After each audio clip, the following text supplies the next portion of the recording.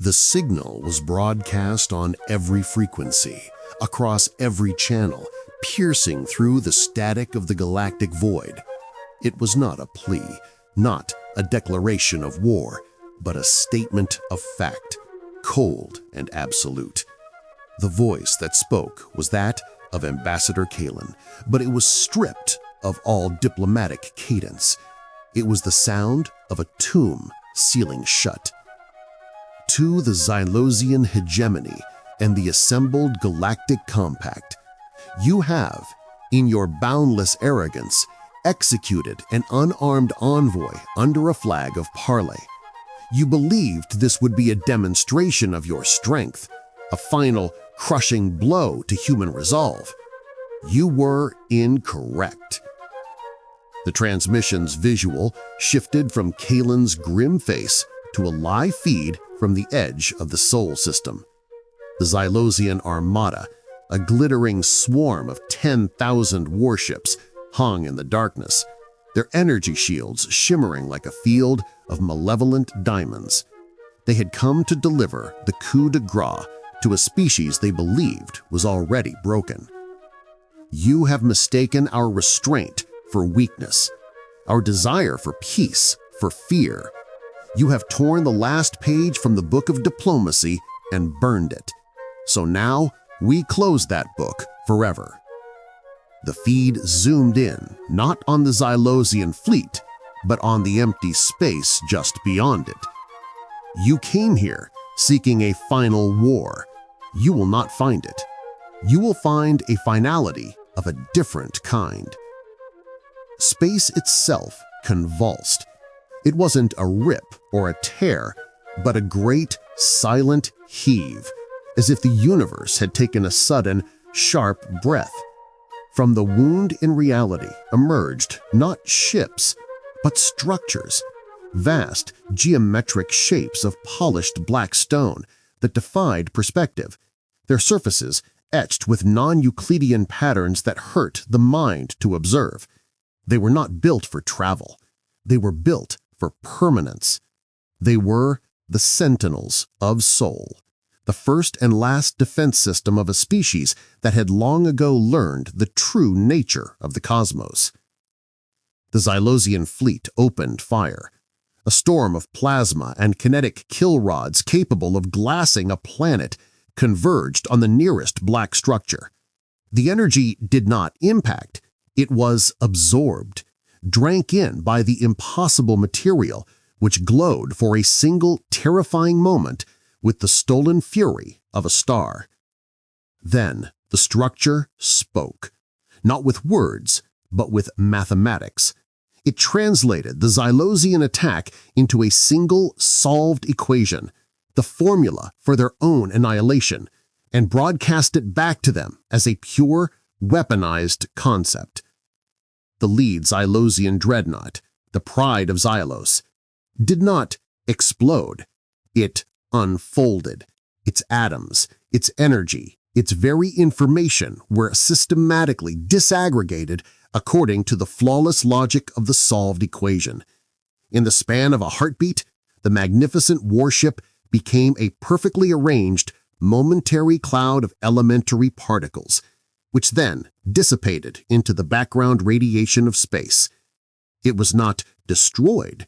It was deconstructed with the chilling precision of a universal constant. Panic erupted through the Xylosian command network. Their tactical AIs, the most advanced in the galaxy, shorted-circuited, screaming error messages about physics violations and localized reality collapse. They were not fighting a navy. They were fighting a proof. Ambassador Kalen's voice returned, calm as deep space. You wield power like a child wields a hammer. We wield understanding. You have not been fighting our soldiers. You have been fighting our philosophers, and you have just failed their final examination. Across the human network, a single, simple message flashed on every screen. A directive from a governing intelligence humanity called the Oracle.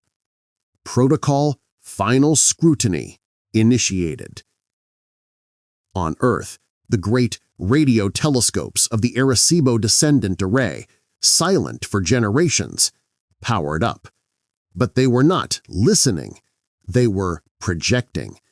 They began to broadcast a data stream not at the Xylosian fleet, but at the Xylosian homeworld itself, a dozen light-years away. It was not a weapon in any conventional sense. It was the unedited, unfiltered history of humanity.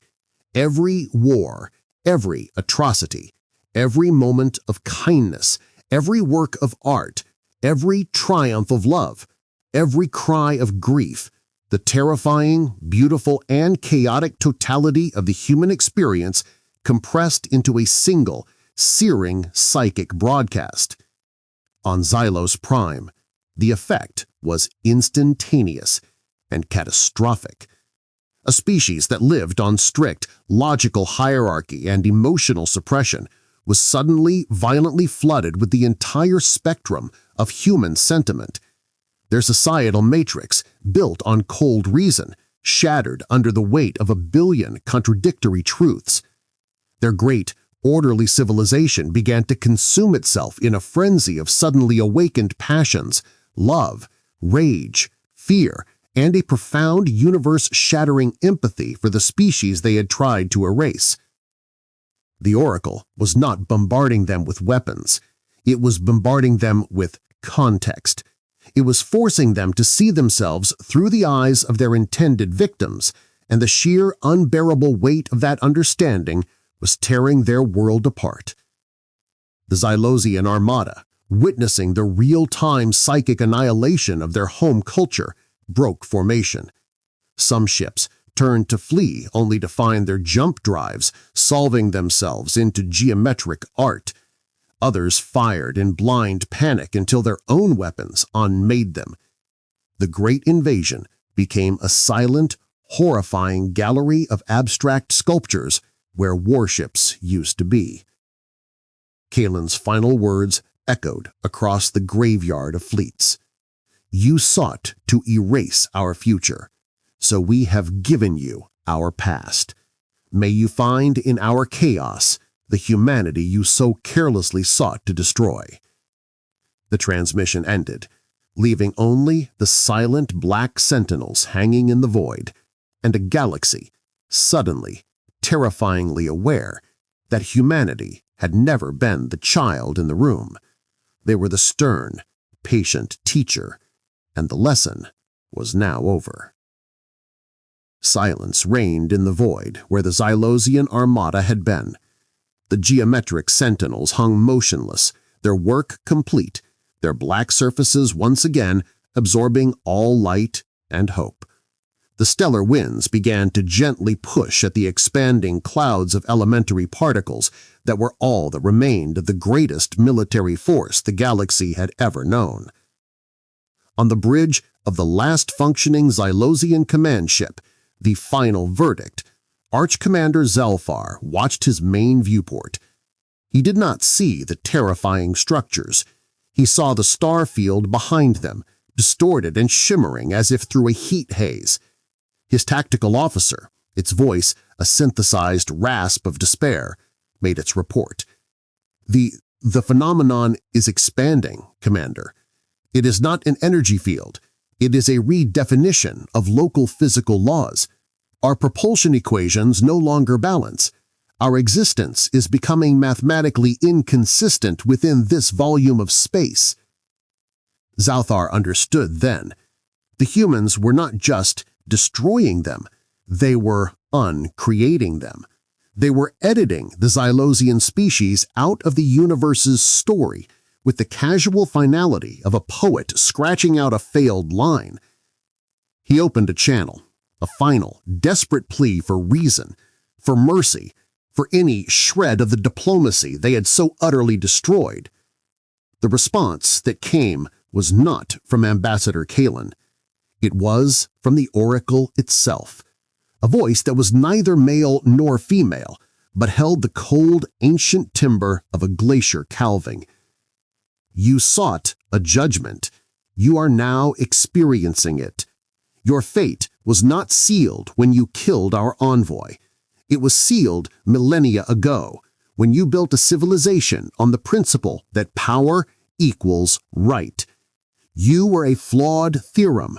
We are the solution. On the viewport, the sentinel directly ahead of them began to change. The impossible angles and non-Euclidean patterns on its surface started to flow like liquid, rearranging themselves. They were not aiming a weapon. They were writing. The symbols resolved into a language of pure logic, a sequence of proofs that defined the Xylosian species from its first amino acids to its final genocidal ambition. The final line of the proof was a simple, devastating symbol, a logical contradiction, a zero.